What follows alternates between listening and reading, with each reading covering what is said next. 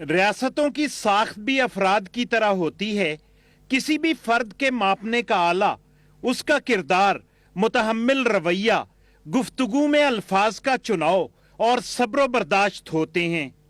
रियासत भी चूंकि अफराद ही का मजमुआ होती है, लिहाजा मुंदरजा बाला सिफात से मुतसिफ रियासत ही दुनिया भर में इज्जत और एहतराम पाया करती है।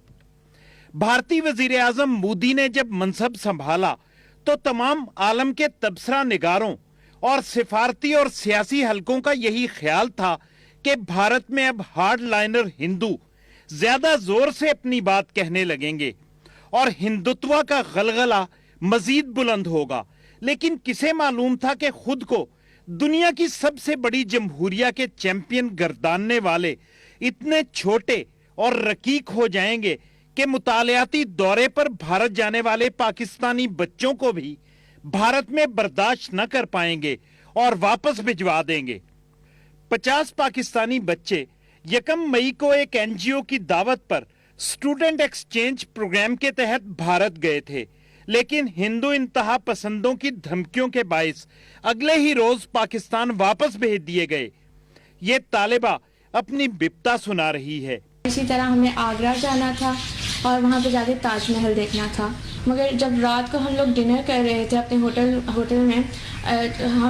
में जब डिनर कर रहे थे तो अचानक से हर जगह हलचल सी मच गई थी कि आवाज़ें आनी शुरू हो गई थी कि we are living for Pakistan tomorrow. मगर हम सारे कंफ्यूज हो गए कि हमने तो कल ताजमहल जाना है आगरा में देखने के लिए, तो हम सारे बहुत ज़्यादा कंफ्यूज हो गए, पैनिक होना शुरू हो गए। तो इसीलिए हमारी जो हेड थी वो बीच में आई and she said that she wanted to make an announcement.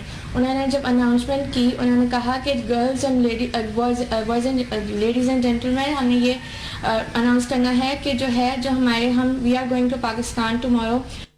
Kashmir की सूरत हाल से आलमी तवज्जो हटाने के लिए बहाना ये तराशा गया कि कश्मीर की सरहद पर पाकिस्तानी फौज ने 2 भारतीय सिपाहियों को पहले शहीद किया और फिर उनकी लाशों का मुसला किया, और ये वाकया बच्चों की वापसी का बाइस है। पाकिस्तान पहले ही इस बेसरोपा इल्जाम की तरदीद और मुश्तरका इंक्वायरी की तजवीज दे चुका है, लेकिन भारत भर से पाकिस्तान के टुकड़े करने, सबक सिखाने और बदला लेने की धमकियां दी जा रही हैं, और भारत इस वाकये का कोई भी सबूत पेश करने पर तैयार नहीं। आज पुंछ क्षेत्र के कृष्णा घाटी सेक्टर में हमारी सेना के 2 नौजवानों की हत्या की गई और उनकी बॉडी को काट दिया गया, म्यूटिलेट कर दिया गया। ये काम हमारे पड़ोसी देश का है। ऐसी हरकतें तो युद्ध में भी नहीं हुआ करती और निश्चित रूप से शांति में तो कभी नहीं होती।